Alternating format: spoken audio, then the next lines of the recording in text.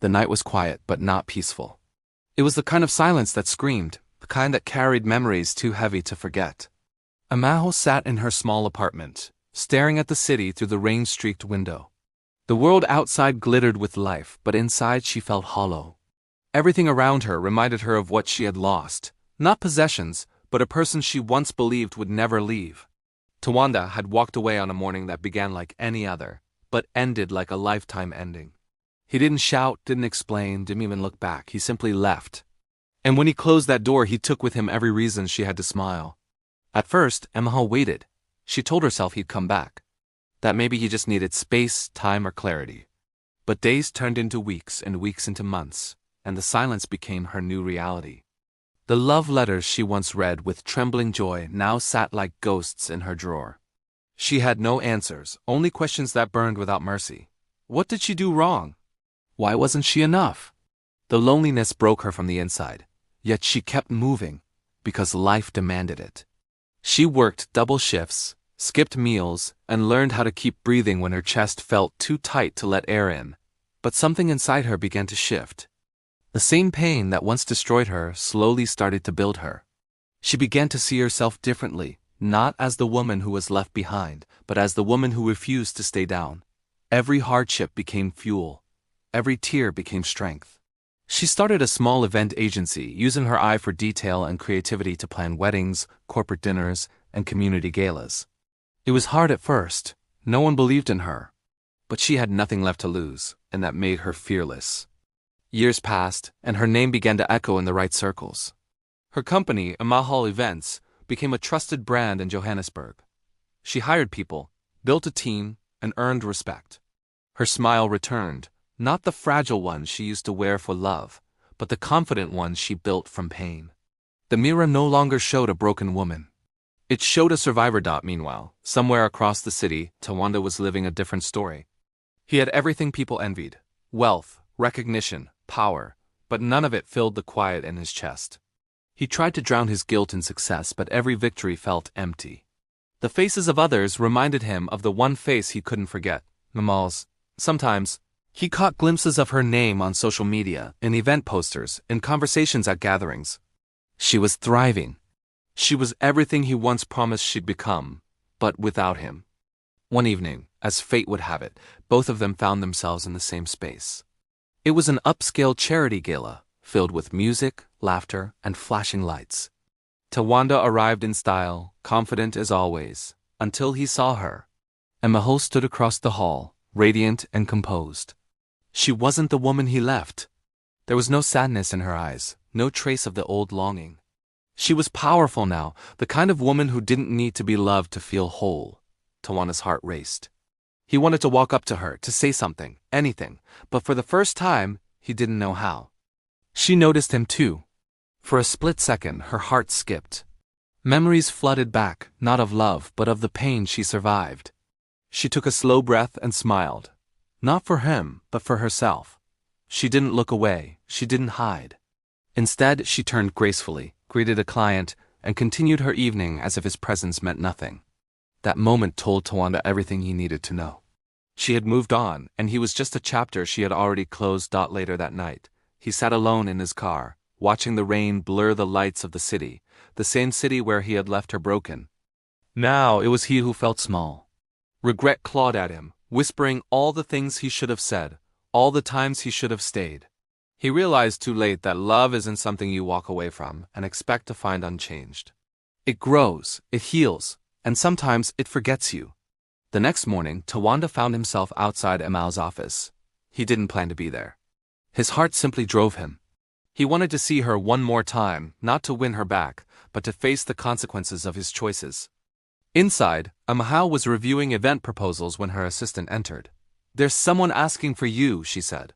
"He says his name is Tawanda." The pen slipped from Amal's hand. The name felt like a ghost resurrected from a past she had already buried. For a moment, she said nothing. Then, with calm poise, she nodded. Let him in. When the door opened, their eyes met, and the years between them melted into a single heartbeat. The silence was heavy, but it didn't hurt anymore. She felt no anger, no longing, just peace. He, on the other hand, looked like a man who had seen the cost of his own pride. He tried to speak, but his voice faltered. You look different. Amal's lips curved slightly. I am. There was no blame in her tone, only truth. And in that moment, Tawanda understood that the woman he left behind no longer existed. The girl who once waited for his return had become a woman who no longer needed him. He wanted to apologize, but even that felt too small. So he said the only words that came to him. I'm proud of you. Amahao smiled, calm, composed, untouchable.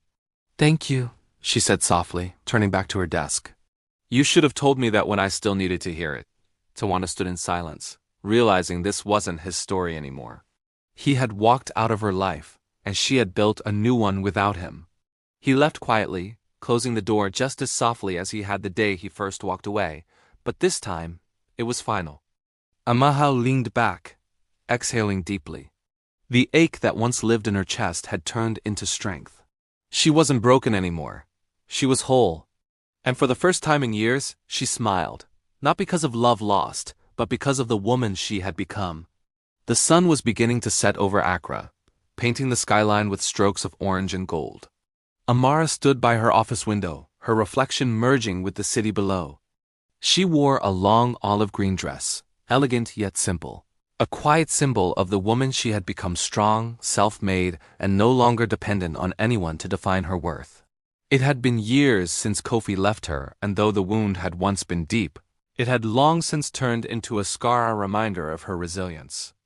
That evening, as the office lights flickered on one by one, Amara received an unexpected message. It was short, almost hesitant. Can we talk? She stared at it for a long moment, her heartbeat steady. A few years ago, that text would have shaken her to her core. Now it felt like a breeze passing through a door she had already closed. Later that night, she sat across from Kofi in a quiet cafe where soft Afro jazz played in the background. He looked the same, yet older, not in years, but in the weight of regret. His dark suit was crisp, his watch gleaming under the light, but his eyes told a different story, one of loss, of realization. You look good, Amara, he said softly, breaking the silence. She smiled politely, her tone calm and confident. I know. He chuckled weakly, realizing how much had changed. Gone was the fragile girl he had left behind, replaced by a woman who had rebuilt herself from the ruins he once walked away from.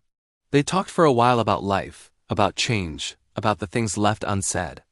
Kofi leaned forward, his voice trembling slightly. When I left, I thought I was doing the right thing. I was scared of your dreams, of your strength. I didn't think I could keep up.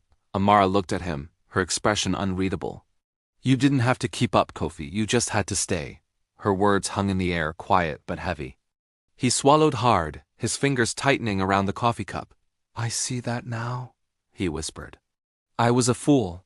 She nodded slowly, her eyes glistening with emotion she refused to let fall. Yes, she said softly. But your leaving taught me how to stand. A few tables away, Zuri, Amara's best friend, sat pretending to read a magazine, keeping a close eye on her friend. She had been there through Amara's pain, through every sleepless night and every tearful dawn, and seeing Amara now, composed and self-assured, filled her with quiet pride. After Kofi left the cafe, Zuri walked over. You handled that like a queen, she teased. Amara smiled, her lips curving with a mix of relief and peace. Because I am one, she said. And queens don't beg to be seen. Days passed, and Amara threw herself back into her work. Her design firm, Eden Spaces, had just been shortlisted for an international award, a dream she had once shared with Kofi. The irony wasn't lost on her. She had once thought success would mean nothing without him, but now she realized success meant something because he had left. On the night of the award ceremony, she wore a flowing emerald gown that shimmered under the lights. Cameras flashed as she walked the red carpet, grace in every step. The crowd admired her. Reporters asked questions, and her story of loss, perseverance, and triumph spread across social media. Meanwhile, in his apartment, Kofi watched her speech live on television. His living room was dimly lit, the air thick with silence. Amara's voice filled the room, steady and emotional. I stand here not because I had it easy, she said into the microphone, but because I refused to stay broken. Pain tried to bury me, but I learned to bloom through the cracks. Kofi felt a lump in his throat. Tears burned his eyes as he realized she no longer needed him. She had become everything he once feared she could be: powerful, whole, and free. The next morning, Amara drove to the beach before dawn. The waves whispered softly, the sky slowly turning pink with the first light. She sat on the sand, her sandals beside her, watching the tide rise and fall. She thought about the past not with pain, but with gratitude. Every heartbreak had been a lesson, every disappointment a teacher. Zuri's voice echoed in her mind, reminding her of something she had once said: "The woman who learns to live without him will always live better when he returns." Her phone buzzed again. A message from Kofi. "I saw your speech.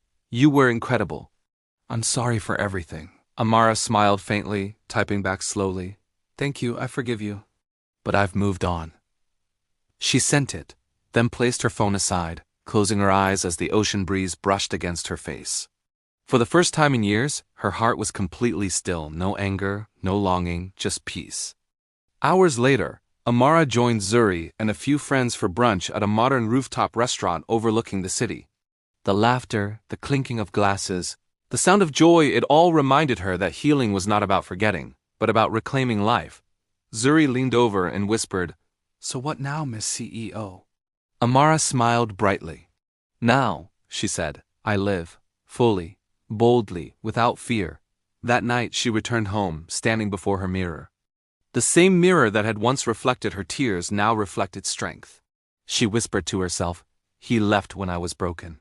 But now, I no longer need him. Because I found the love I was looking for in myself."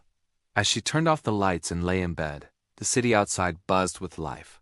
Somewhere Kofi was probably staring out his window too, realizing that sometimes the greatest loss is watching someone become everything you once held back. The camera slowly panned to the sky, the stars shimmering softly as Amara's voice narrated the final lines. "Some stories don't end in reunion. Some end in rebirth. I lost them once, but through that loss, I found myself. And that's a story no goodbye can ever erase." If this story touched your heart, tell us in the comments. Have you ever found strength after someone left you? Don't forget to like, share, and subscribe for more emotional African stories that heal, inspire, and empower. Your voice matters here. Every story reminds us that broken doesn't mean defeated.